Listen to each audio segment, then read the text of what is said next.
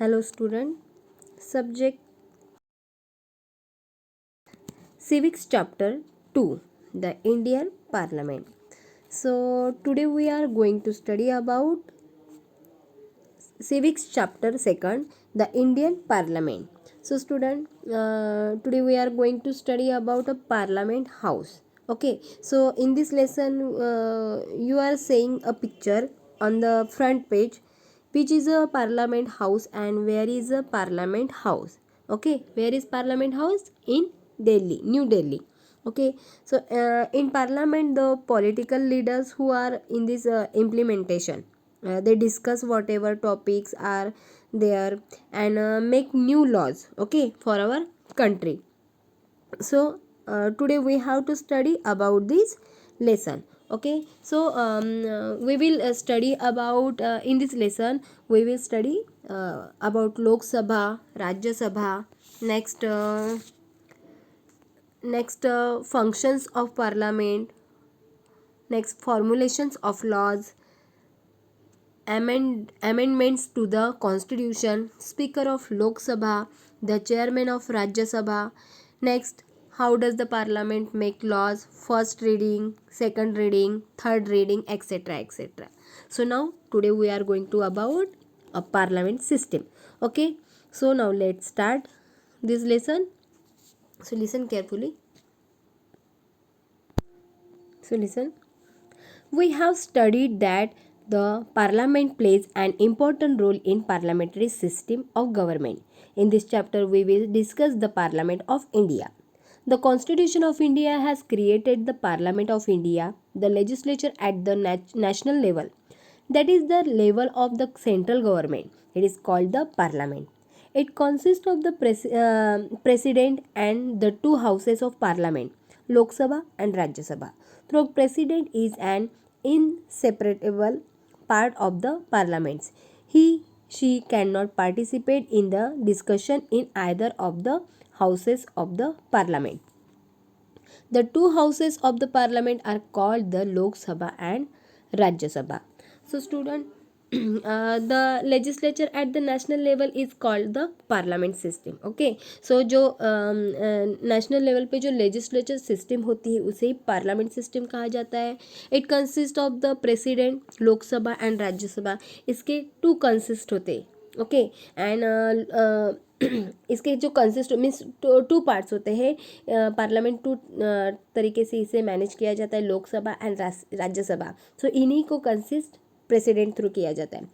The president can not participate in the discussion in either of the house of the parliament. So parliament का जो house होता है president उसमें participate नहीं कर सकते. The constitution of India has created the parliament of India. So parliament system ये किस तरीके से चलती है? सो हमारे इंडिया में जो कॉन्स्टिट्यूशन राइट किया उसी कॉन्स्टिट्यूशन थ्रू इसका वर्क हैंडल किया जाता है.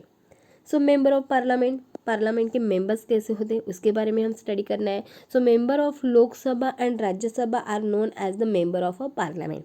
सो पार्लियामेंट के टू मेंबर्स होते हैं, first Lok Sabha and Rajya Sabha. Okay, so MPs try to resolve the queries and the complaint of their constitution by the raising questions in the parliament. So जो भी राज्यसभा लोकसभा इसके जो भी क्वेश्चंस रहते हैं या जो भी प्रॉब्लम्स होते हैं ये यहाँ पे सॉर्ट आउट किए जाते हैं, उस पर डिस्कशन किया जाता है.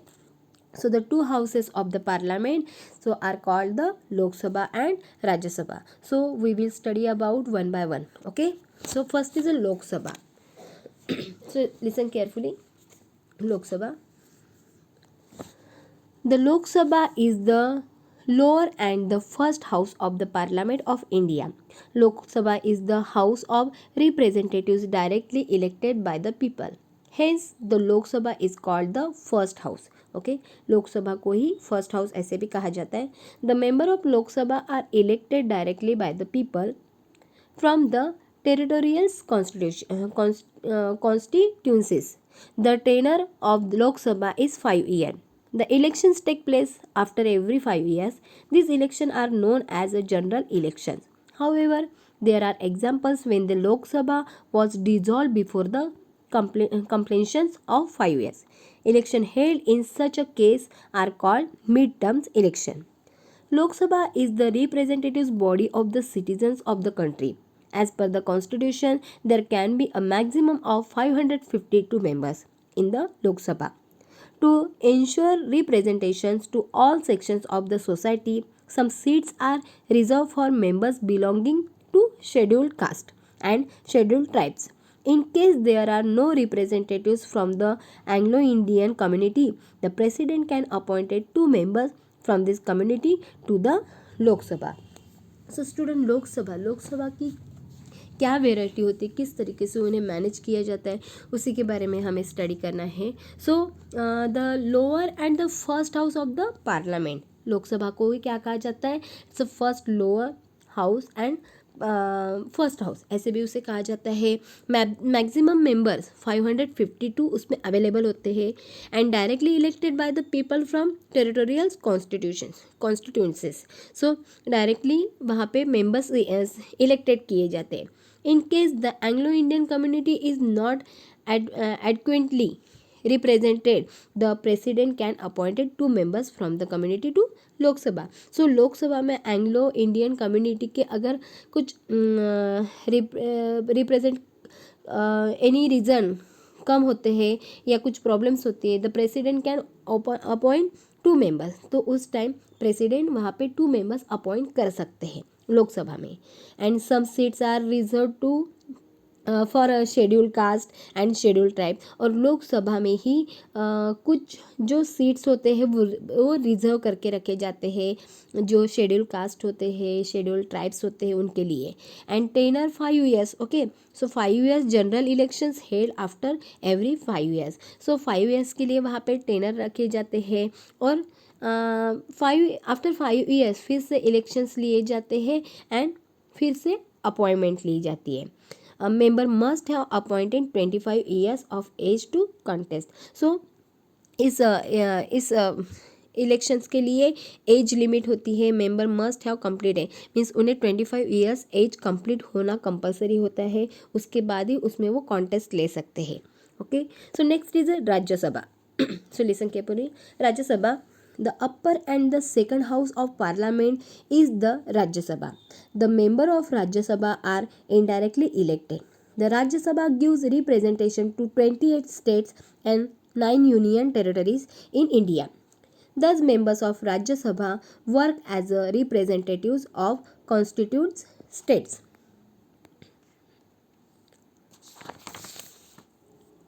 The total membership of Rajya Sabha 250 is 250 members. Amongst them, 238 members are elected from the constituent states and union territories.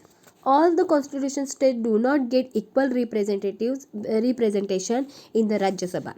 It is proportionate to the total populations of each of the states. Remaining 12 members are appointed by the president. These members are usually experienced and distinguished personalities from the field of literature, arts, science, sport, and social work. The members of Rajya Sabha are elected through the system of proportional representation. Next, Rajya Sabha is never dissolved completely, hence is called a permanent house. 1/3 members of total members of Rajya Sabha who had completed their tenure of 6 years retire after every 2 years, and an equal number of new members get elected. Because the limited members of Rajya Sabha retire step by step, Rajya Sabha can function continuously. Any person contesting for the election of Rajya Sabha must be an Indian citizen and he must have completed 30 years of age. So, members of Lok Sabha and Rajya Sabha are known as a member of parliament, MPs. MPs try to resolve the queries and complaints of their constituencies by raising questions in the parliament. Government allocates them funds to carry out development work in their representative constitution. So student, Lok Sabha Rajya Sabha, सभी राज्यसभा के बारे में हमें study करना है. So Rajya Sabha is the upper and the second house of the parliament. So first house is a Lok Sabha and second house is a Rajya Sabha. And इसमें total members 250 होते हैं and 238 members are elected from the constitute states and union territories through the system of proportionate representation. So 238 members ये constitution states and union territories through क्या किए जाते हैं, उन्हें elect किया जाता है. 12 distinction personalities from the field of literature, arts, science, sports and social work of appointed by the president. और जो 12 मेंबर्स होते हैं या 12 पीपल्स होते हैं वो उनके पर्सनालिटीज़ पे डिपेंड होते हैं. लाइक जैसे कि उनका education, field of literature, arts, science, sports and social work, इनके थ्रू क्या किया जाता है, उन्हें अपॉइंट किया जाता है and by the president appoint किए जाते हैं. No reservation given on representation. So कोई भी रिजर्वेशंस नहीं होता गिवन रिप्रेजेंटेशन. यहाँ पे जो टेनर होते हैं, सो permanent house tenure, 1/3 members who have completed 6 year retire after every 2 years. So completed 6 year means 6 years complete होने के बाद retired after every 2 years, equal member of new members get elected. और वहाँ पे भी new members वहाँ पे elect किए जाते हैं. member must have completed 30 years of age to contest. So यहाँ पे जो members होते हैं उनका 30 years age complete होना बहुत important होता है. Next functions of parliament. So अभी हमें क्या स्टडी करना है, फंक्शंस ऑफ पार्लियामेंट. सो किस तरीके से इसके फंक्शंस होते हैं, क्या क्या फंक्शंस होते हैं, उसके बारे में हमें स्टडी करना है. So listen carefully. So first, functions of parliament. After understanding the basic of Lok Sabha and Rajya Sabha, we will now review their functions. So Lok Sabha and Rajya Sabha इनके review क्या होते हैं या इनका work किस तरीके से होता है या क्या फंक्शंस है, उसके बारे में हमें स्टडी करना है. So formulations of law. सबसे पहले हम क्या देखेंगे, formulations of law. In order to achieve welfare of the people and the objective of the constitution, the parliament has to formulate new laws. Also, outdated laws are repealed. Necessary changes are made in some laws. The process of the formulations of law has been described in the Constitution. In accordance to the procedure, the Parliament fulfilled this primary and important responsibility. So, student, to formulate new law for achieving welfare of the people and fulfill the objective of the Constitution means देखो यहाँ पे आपको बताया गया कि कुछ new laws वहाँ पे अचीव किए जाते हैं ताकि पीपल्स फुलफिल हो सके या कॉन्स्टिट्यूशन थ्रू जो भी ऑब्जेक्टिव्स है वो प्रॉपर हैंडल कर सके. नेक्स्ट, टू रिपील आउटडेटेड, उन्हें रिपील किया जाता है. Next, to make necessary changes in some laws. कुछ लॉज जो होते हैं उसमें कुछ नेसेसरी चेंजेस करने की बहुत नेसेसरी होती है. This laws are formulated as per the process describe in the constitution. So जो लॉज होते हैं वो कॉन्स्टिट्यूशन पे ही डिपेंड होते हैं एंड उसी की तरह उसे फॉलो किया जाता है. Next, control over council of minister. The prime minister and the council of minister are drawn from the parliament and parliament exercises control over them. There are multiple ways through which this control can be exercised. It is the responsibility of the parliament to see that the council of ministers does not discard the parliament and functions under this supervision. So the parliament keeps control over the council of minister through multiple ways. So parliament system ये क्या करती है, council of ministers के जो multiplies veg होते हैं या जो अलग तरीके से वर्क होता है उन सबको क्या करते हैं, कंट्रोल करते हैं. The council of minister can not function disregarding the parliament. So ये जो काउंसिल ऑफ मिनिस्टर है ओके ये किसी भी तरीके से पार्लियामेंट के जो सिस्टम होती है, जो फंक्शंस होते हैं, इसे डिसरिगार्डिंग नहीं कर सकते. The parliament can control the council of minister. Parliament पूरी तरीके से काउंसिल ऑफ मिनिस्टर्स को क्या करते हैं, कंट्रोल करते हैं by asking explanation, passing a no confidence motion. So अगर काउंसिल ऑफ मिनिस्टर में कुछ एक्सप्लेनेशन हो, कुछ नो कॉन्फिडेंस मोशंस हो, तो उस टाइम पार्लियामेंट की ही रिस्पॉन्सिबिलिटी होती है कि उन्हें क्या करे, मैनेज करे। Next point, amendments to the constitution. So the parliament decides whether to make any amendments to the Indian constitution. The constitution amendment bill is considered to be an important bill. The parliament discuss why the amendment is required and decided whether to accept it or not. The constitution mentions various ways of amending the constitution. They are as follows. So first is a few provisions in the Indian constitution are amended by simple majority of the parliament. And second, some provisions require special majority, two-third of the parliaments. Few other provisions are amended by special majority of the parliament plus consist from more than half of the constituent state. So amendment means क्या होता है, amendments to the constitution. So amendment means the parliament decided whether to make any amendment to the Indian constitution. So parliament Indian constitution through जो amendment किए जाते हैं या जो decision लिए जाते हैं, द पार्लियामेंट डिसाइड्स, उन्हें क्या करते हैं, पार्लियामेंट डिसाइड करते हैं। The constitution amendment bill is most important bill. So देखो कॉन्स्टिट्यूशन अमेंडमेंट के जो बिल्स होते हैं, इट्स वेरी इंपॉर्टेंट बिल्स होते हैं। सो इन्हें भी मैनेज करने का वर्क पार्लियामेंट का होता है।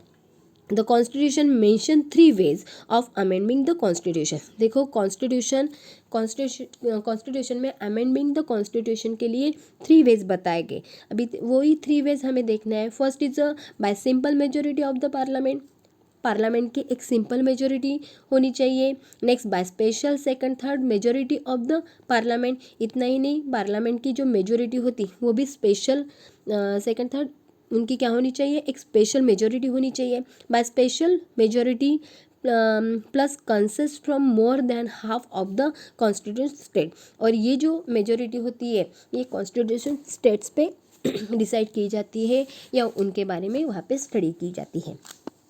Next is a speaker of Lok Sabha. So Speaker of Lok Sabha, listen carefully. In the very first meeting after the election of Lok Sabha, the member of Lok Sabha elect a speaker and deputy speaker from amongst themselves. Lok Sabha functions under the guidance and control of the speaker. Lok Sabha represents the citizen and the speaker represented the Lok Sabha. After getting elected as speaker, she has to conduct the business of the house in an unbiased manner. Lok Sabha members have some rights and privileged as the representatives of the people. These are taken care of by the speaker. Apart from this, the speaker has to maintain the decorum and dignity of the house as well as interpret the rules of daily functioning of the house and work accordingly. So student, the speaker of Lok Sabha. So the member of the Lok Sabha elect the speaker and deputy speaker in the very first meeting after the election of Lok Sabha. So जो लोकसभा के जो members होते हैं वो लोकसभा में जो first meeting ली जाती है and after first meeting speaker and deputy 3 क्या किए जाते हैं, लोकसभा के मेंबर्स इलेक्ट किए जाते हैं. they are elected by the newly elected members of parliament. So जो लोकसभा में जो मेंबर्स होते हैं वो न्यूली इलेक्ट किए जाते हैं मेंबर्स ऑफ पार्लियामेंट के जो मेंबर्स होते हैं वो न्यूली इलेक्ट किए जाते हैं. The Lok Sabha functions under the guidance and control of the speaker. So Lok Sabha के जो जितने भी फंक्शंस होते हैं या जो भी वर्क होता है वो लोकसभा के जो स्पीकर होते हैं उन्हीं के गाइडेंस में या उन्हीं के कंट्रोल में उसे हैंडल किए जाते हैं. So next is the functions of the speaker. अभी फंक्शंस किस तरीके से होते हैं स्पीकर्स के. So listen, to conduct the business of the house in an unbiased manner. So जो भी जो भी मीटिंग्स होती है या जो भी वहाँ पे डिस्कशंस होता है, सो उन्हें मैनेज करने का अनबेस्ड मैनर से उन्हें क्या करना पड़ता है, उसी लोकसभा हाउस में जो भी डिस्कशन होता है उन्हें कंडक्ट करना पड़ता है to take care of the rights and privilege of the members of parliament. So parliament के हर एक मेंबर्स को उनके राइट्स, उनके जो डिस्कशन है और उनका जो ओपिनियन, इन सब के बारे में टेक केयरफुली लिसन करना पड़ता है एंड देन ही डिसीजन लेना पड़ता है to conduct the functioning of Lok Sabha systematically and uninterpreted. So देखो यहाँ पे ये भी बताया गया है कि जो स्पीकर्स होते हैं उनका ये वर्क होता है कि लोकसभा में जो वर्क होता है वो सिस्टमेटिकली हो एंड प्रॉपर हो, ये सब रिस्पॉन्सिबिलिटी उसी स्पीकर की होती है to maintain the decorum and dignity of the house. और इतना ही नहीं, डेकोरम एंड डिग्निटी भी बहुत ही प्रॉपर हैंडल होनी चाहिए। सो यही इस लोकसभा का रूल्स होता है और उन्हें मेंटेन करना उनकी रिस्पॉन्सिबिलिटी होती है to interpret the rules and daily functioning of the houses and work accordingly. So जो भी हाउसेस में जो भी वर्क होता है या जो भी रूल्स होते हैं एंड डेली जो फंक्शंस होते हैं उन सब को प्रॉपरली हैंडल करने का वर्क इनका होता है, स्पीकर्स का होता है, और स्पीकर्स ये वर्क प्रॉपरली हैंडल करते हैं। So next point is the chairman of Rajya Sabha.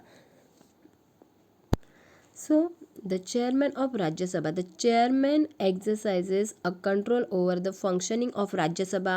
The vice president of India is the ex officio chairman of Rajya Sabha. The functions of Rajya Sabha chairman also include maintaining the discipline in the facilitating discussion, giving members a chance to speak it. So the vice president is the ex officio जिसे कहा जाता है chairman of Rajya Sabha. सो ये vice president होते हैं वहाँ के। He exercises a control over the functioning of Rajya Sabha. Rajya Sabha के जो भी फंक्शंस होते हैं उन्हें एक्सरसाइज करना या उसे प्रॉपर हैंडल करना, उन्हें कंट्रोल करने का वर्क इन्हीं का होता है, वाइस प्रेसिडेंट का। Next, it is the functions of the chairman to maintain discipline in the house. So इसी हाउस के कुछ डिसिप्लिन्स होते हैं या उसी डिसिप्लिन्स को मेंटेन करने का वर्क चेयरमैन का होता है। So in these the functions, okay. Next, he has to facilities discussion by given members a chance to speak. So Rajya Sabha chairman also included maintaining the discipline in the house. So Rajya Sabha house में जो chairman होते हैं उन्हीं chairman through discipline maintains किए जाते हैं and facilities discussions किए जाते हैं, given members chance to speak. और इतना ही नहीं, जो डिस्कशंस करने के लिए जो मेंबर्स वहाँ पे अवेलेबल होते हैं उन सबको क्या दिए जाते हैं, चांस दिए जाते हैं डिस्कशन के। So next point is how does the parliament make laws. So listen, in our country, the parliament is empowered to make laws. The formulate them, a certain system has been adopted. This system is known as the law-making process. A rough draft of the law is prepared initially. This draft or outline is known as a draft proposal of the law or bill of law. There are two types of bills that are primarily introduced in house of the parliament. So first is a money bill and second is a ordinary bill. So in order to be converted into an act law, the bill undergoes following process. So इसी bills के लिए 2 process होते हैं, first reading, second reading, third reading, जो भी है उसी के बारे में हमें स्टडी करना है। सो पार्लियामेंट मेक लॉज, किस तरीके से पार्लियामेंट लॉज मेक करते हैं। So the draft of outline is known as the draft proposal और बिल ऑफ लॉ। सो दो तरीके से यहाँ पे प्रपोजल्स होते हैं, first is a draft proposal and second bill of law. A rough draft or outline is prepared initially and presented in the parliament. So जो rough draft होते हैं या जो आउटलाइन होती है उन्हीं को प्रिपेयर किया जाता है और पार्लियामेंट के सामने उसे प्रेजेंट किया जाता है। Every bill has to undergo 3 readings in both the house. So जितने भी बिल्स होते हैं वो हर एक बिल्स के लिए 3 रीडिंग्स दिए जाते हैं राज्यसभा में, ओके।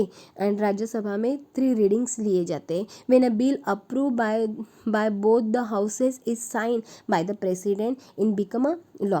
सो इसी बिल को पास करने के लिए राज्यसभा एंड लोकसभा इन दोनों के भी डिस्कशन किए जाते हैं एंड इन दोनों भी हाउसेस के साइंस लिए जाते हैं by the president, okay, and then become a law, और उसी के बाद लॉ शुरू होता है। Any member of the parliament can present a bill in the house. So parliament के कोई भी मेंबर्स बिल को प्रेजेंट कर सकते हैं। सो types of bill, there are three types of bill. First is a money bill, second is a ordinary bills, and third is a constitutional amendment bill. So we will study about one by one this bill. So first is a first reading. The minister of the concerned department, means ministry or member of the parliament presents the bill and briefly explain the nurture while presenting it. This is called the first reading. So first reading किसे कहा जाता है? So first reading means introduction of the bill, okay. So bill होते उसे introduction करना, then brief explanation of the structure of the bill. So जो bill होता है उसी बिल के लिए ब्रीफ एक्सप्लेनेशन करना, मीन्स उसी बिल पे डिस्कशन करना, उसी के बारे में इंट्रोडक्शन देना, एंड देन उसी के बारे में डिस्कशन करना या डिसाइड करना। सो ये फर्स्ट रीडिंग बिल होता है and this is called the first reading bill. Next second reading. Next, second reading. There are two stages of second reading. In the first stage, the objective of the proposal bill are discussed and members in the houses express their opinion on it.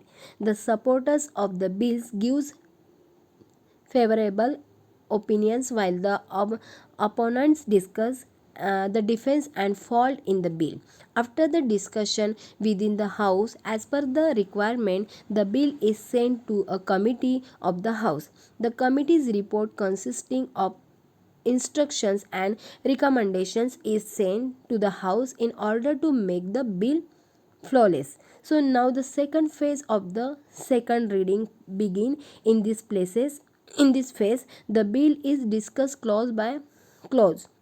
Members can suggest changes after this voting is taken in the houses. So second bill. So जैसे मैंने आपको बताया first reading bills में क्या किया जाता है? Introduction of the bill, then brief explanation of the structure of the bill, then कुछ असेंट प्रेसिडेंट थ्रू कुछ असेंट्स भी किए जाते, लाइक फाइनल असेंट मीन्स वो जो बिल्स है वो प्रेसिडेंट को दिखाए जाते हैं।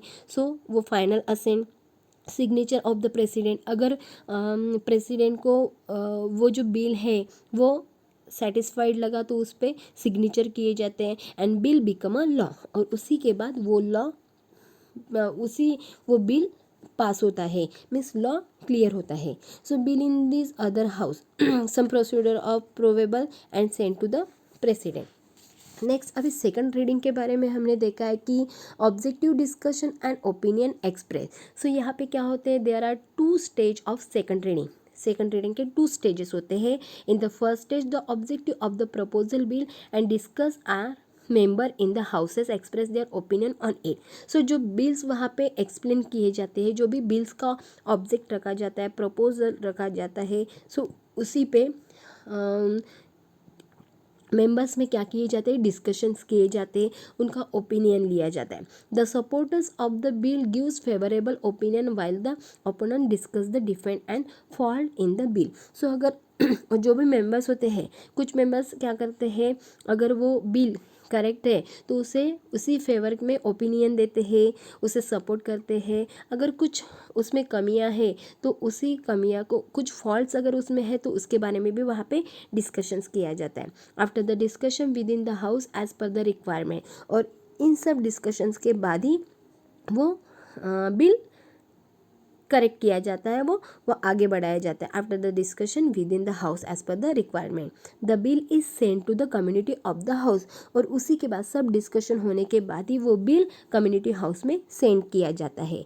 सो discussion of a defeat and flaws, okay, bill send to the community is requirement. So then now the second phase of the second reading begin. In this phase the bill is discussion clause by clause. Member can suggest changes after this voting is taken in the houses. So clause by clause is discussion. उस पर क्या किया जाता है, clause by clause discussions किया जाता है. And changes suggested, अगर उसमें कुछ changes करने हैं तो वो भी member थ्रू क्या किया जाता है, suggest किया जाता है. And then voting taken in house, और उसी के बाद वो हाउस में क्या किया जाता है, उसके बारे में वोट्स किए जाते हैं, उसी के बारे में डिस्कस मीन्स रिजल्ट डिसीजन लिए जाते हैं. So next is a third reading. So third reading, what is a third reading? The bill is discussed briefly again during the third reading. So ये जो थर्ड रीडिंग होती है, the bill is discussion briefly again during the third reading. Third reading में जो भी bills होते हैं उसी बिल्स पे क्या किया जाता है, ब्रीफली डिस्कशन किया जाता है, डीपली डिस्कशन किया जाता है. Voting is taken for approving the bill. So voting जो लिए जाते हैं उसके पहले बिल्स को क्या किया जाता है, अप्रूव किया जाता है, उसे कंफर्म किया जाता है. If the bill is get and assent by the required majority then the bill is considered as pass by the house. अगर मेजोरिटी थ्रू उसी बिल को एक्सेप्ट किया गया या उसे कंसिडर किया गया तो ही जाके वो पास किया जाता है बिल एंड हाउस में दिया जाता है. Okay, the bill undergoes the same procedure even in the other house after getting an approval by both the house. So जिस तरीके से एक हाउस में किया जाता है उसी तरीके से सेकंड हाउस में भी क्या किया जाता है, after getting an approval by the both the houses. Means दोनों भी हाउसेस के क्या किए जाते हैं, अप्रूवल दिए जाते हैं, उन्हें एक्सेप्ट किया जाता है. The bill is a further send for assent by the president. और दोनों के भी एक्सेप्टेशन होने के बाद, उन्हें एक्सेप्ट करने के बाद या दोनों को भी डिसीजन लेने के बाद उसे प्रेसिडेंट के पास सेंड किया जाता है. If there occur a different of opinion between Lok Sabha and Rajya Sabha और अ स्पेसिफिक बिल. और दोनों के भी अगर लोकसभा एंड राज्यसभा इन दोनों के भी ओपिनियन अगर सेम है तो उसे एक्सेप्ट किया जाता है. अगर दोनों में भी थोड़ी सी भी डिफरेंसेस दिखी तो उसे क्या किया जाता है, Rajya Sabha over a specific bill. The further of this bill is decided in a joint meeting of both the houses. तो अगर उसमें कुछ डिफरेंसेस है या ओपिनियंस में कुछ डिफरेंसेस है तो इसी के लिए राज्यसभा एंड लोकसभा इन दोनों भी हाउसेस के जॉइंट मीटिंग ली जाती है. मीन्स जॉइनिंग डिस्कशंस किया जाता है after the final assent and signature of the president. और उसी के बाद दोनों भी ग्रुप के मीन्स राज्यसभा एंड लोकसभा इन दोनों भी ग्रुप के डिस्कशंस के बाद ही वो वहाँ पे प्रेसिडेंट थ्रू सिग्नेचर की जाती है. And the bill is covered into the law and he law is made. और प्रेसिडेंट के साइन होने के बाद वो लॉ रेडी हो जाता है, मीन्स न्यू लॉ स्टार्ट होते हैं. तो ये सब कहाँ पे किया जाता है, थर्ड रीडिंग में किया जाता है. So third reading means a brief discussion again and then voting is taken for approval. Means उसी के बाद अप्रूवल निकलता है या उसके बारे में डिस्कस किया जाता है. So next is no this tool. So every year on 1st February, the Union Finance Ministry present the national budget to the Lok Sabha. Previously, it was presented on 28th February. Next, the state legislature also follow the same procedure of law making as in the parliament. The bill passed can become a law only after it is signed by the president. So जो भी bill होते हैं parliament के, फिर वो लोकसभा के हो या राज्यसभा के हो, सो इन सब के लिए प्रेसिडेंट की ही साइन इम्पॉर्टेंट होती है. एंड विदाउट साइन वो अप्रूवल एक्सेप्ट नहीं किया जाता या ना न्यू लॉज बनाए जाते. So president at the union level and by the government at the state level. So इस तरीके से हमारी यहाँ इस तरीके से पार्लियामेंट सिस्टम होती है. पार्लियामेंट में 2 सिस्टम्स होती है, Lok Sabha and Rajya Sabha. So student, I hope you understood about this lesson chapter 2 the Indian parliament. So if anyone has some problems, so please contact me. Okay, and then solve the exercise. Thank you.